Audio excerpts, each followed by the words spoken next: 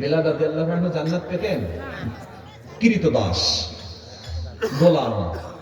আমাদের সমাজে একজন কৃতদাস মানে কাজের মানুষ, অর্থের বিনিময়ে কিরিশানি দেই না আমরা? জোরে বলেন।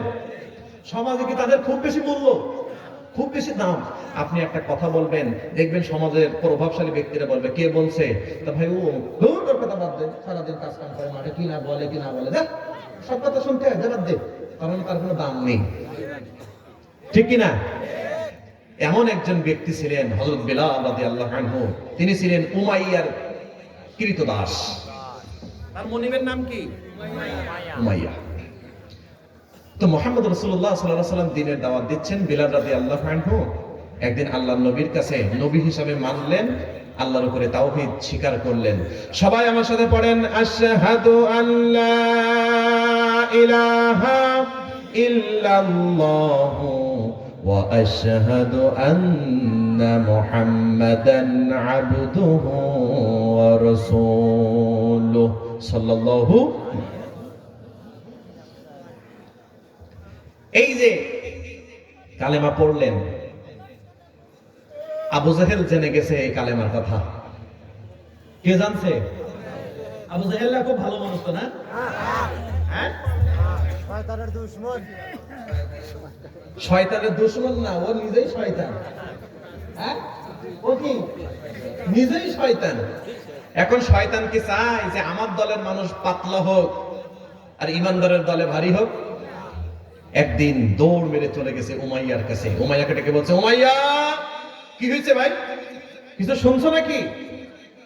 না, কিছু শুনি নাই তো। আসলে কিছু শোনো নাই? না, কথা তো একটা আছে, খুব দামি কথা। কি কথা ভাই? তুমি কি শুনছো? তোমার বাড়ির কৃতদাস বিলাল তোমার খাই, তোমার পরে, তোমার থাকে, আর ধর্ম মানে মুহাম্মাদের। সুবহানাল্লাহ। এখন বলেন তো, মানে মালিকের মাথা ঠান্ডা না গরম? কি এত বড় দুঃসাহস, আমার কৃতদাসী হয়ে আমার বিরুদ্ধে কথা, আমার কৃতদাসী হয়ে ধর্ম মানে মুহাম্মাদের। ডাকো। বিলাল রাদিয়াল্লাহু আনহুকে ডাকলেন, ডেকে বললেন, বিলাল তুমি নাকি মুহাম্মাদের ধর্ম মানো, মুহাম্মাদের রবকে মানো? বিলাল রাদিয়াল্লাহু আনহু বললেন, আকাশে চাঁদ ওঠে যেমন সত্য,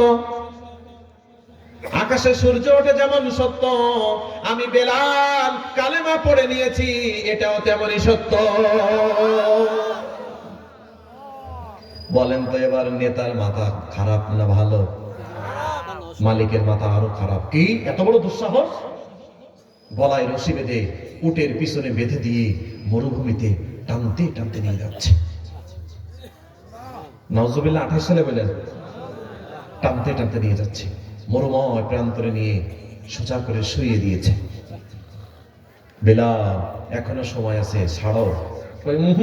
যা ধরছি ধরছি, ছাড়বো না। আহাদ আহাদ, আল্লাহ আল্লাহ আল্লাহ, সুবহানাল্লাহ। মরুভূমির উপরে শুয়ে দিয়ে, বুকের উপরে পাথর চাপা দিয়ে, একটা কাঁটা নিয়ে বিলাল রাদিয়াল্লাহু আনহুর জিহ্বার উপরে মেরে দিয়েছে, যেন এই জবান দিয়ে সে আহাদ নাম, আল্লাহর নাম না বলতে পারে। নাউজুবিল্লাহ। এরপরেও বিলাল রাদিয়াল্লাহু আনহু পড়েন, আহাদ আহাদ। সবাই আমার সাথে পড়েন, কুল হু আল্লাহু আহাদ আল্লাহুস সামাদ লাম ইয়ালিদ ওয়া লাম ইউলাদ ওয়া লাম ইয়াকুল লাহু কুফুয়ান আহাদ। চিল্লাই পড়েন সুবহানাল্লাহ। এই বিলাল রাদিয়াল্লাহু আনহু জ্বলে জ্বলে জ্বলে জ্বলে প্রমাণ করেছে, আমি দুনিয়ার কোন ব্যক্তির কাছে মাথা নত করব না, মাথা নত করব একজনের কাছে। জোরে বলেন, তিনি কে?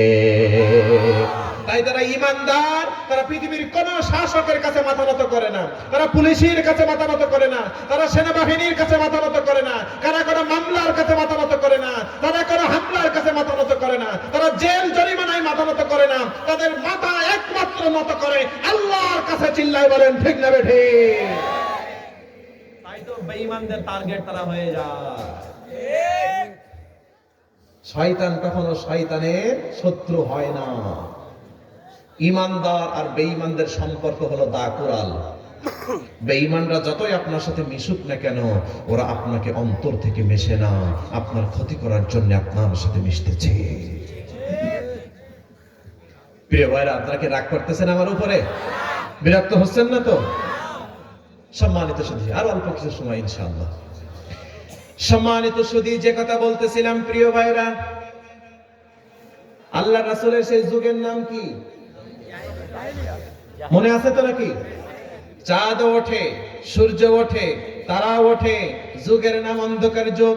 অর্থাৎ মানুষের হৃদয়গুলো একেবারে অন্ধকারে ছেয়ে গেছে। ঐতিহাসিকগণ বলেন ওই জাতিটা অন্ধকারের মধ্যে নিমজ্জিত হতে তিনটা জিনিস ওতপ্রোতভাবে জড়িত।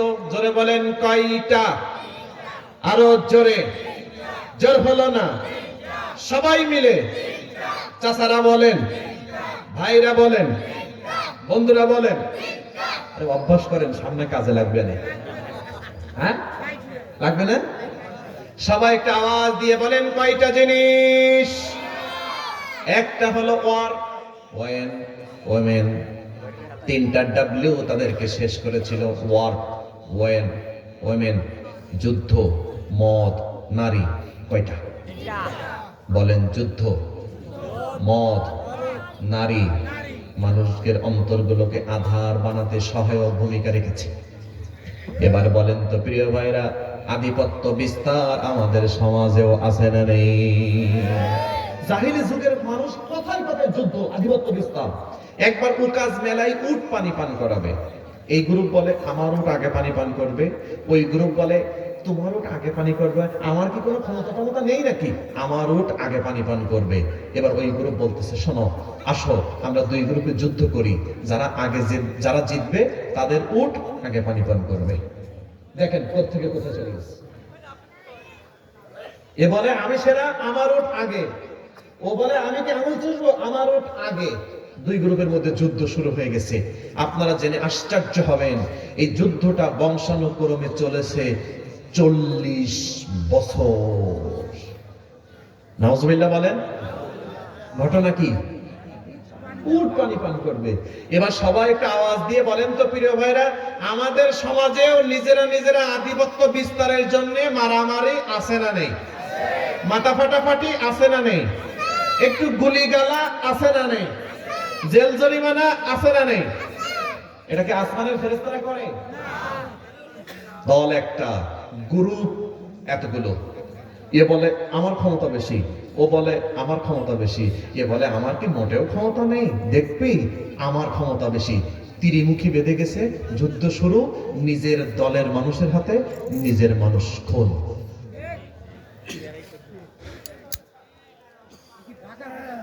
আমি মনে হয় আবার গোরস্থানে চলে গেছি। বাস্তব নাকি অবাস্তব? আরো জোরে বলেন। দেখবেন প্রিয় ভাইরা, 16ই ডিসেম্বর, 26শে মার্চ এই জাতীয় দিবসগুলো যখন আসবে, তখন দেখবেন শহীদ মিনারে পুলিশ মোতায়েন। শহীদ মিনারে কি? আচ্ছা আপনারা বলেন তো, শহীদ মিনার কি যুদ্ধ করার জায়গা? আধিপত্য বিস্তার করার জায়গা? দেশের জন্য যারা ভূমিকা রেখেছেন তাদের শ্রদ্ধা জানানোর জন্য সেখানে যান। সম্মানিত সুধী, তাহলে সেখানে পুলিশ কেন? উপজেলা চেয়ারম্যান বলতেছে আমি আগে ফোন দেব, এমপি সাহেব বলতেছে আমি হলাম পার্লামেন্ট মেম্বার, আমি আগে ফুল দেব, জেলা সভাপতি বলতেছে আমি দলটাকে চাঙ্গা করে রাখছি, ফুল আমি আগে দেব। এ বলে আমি, ও বলে আমি, ও বলে আমি, বাদাইছে শুরু, ককটেল মা, বোম মা, নিজের দলের হাতে নিজের দলের শেষ। আছে না নাই? আওয়াজ দিয়ে বলেন তো, এটা কি কোনো সভ্য সমাজের কাজ হতে পারে নাকি জাহিলি যুগের মানুষের কাজ? সম্মানিত সুধী, যার কাছে নিজের দলের মানুষ নিরাপদ নয়, তার কাছে এই সমাজের মানুষ কিভাবে নিরাপদ থাকবে? এটা হলো জাহিলি যুগের কাজ। এই যুদ্ধ তাদেরকে ধ্বংস করেছে। কথায় কথায় যুদ্ধ, কথায় কথায় আধিপত্য বিস্তার, আমার ক্ষমতা বেশি, আমার নেতা কর্মী বেশি, আমার টাকা বেশি, তোর কথা সম্মান নিয়ে তো তো গুণই না। ও বলতেছে আমার গুণিস না, দেখাবো আজকে অমুক জায়গায় আসিস। ফাইট শুরু হয়ে গেছে। শেষ, নেই নেই নেই। আমি কি বানাই বলছি না বাস্তব বলছি প্রিয় ভাইরা?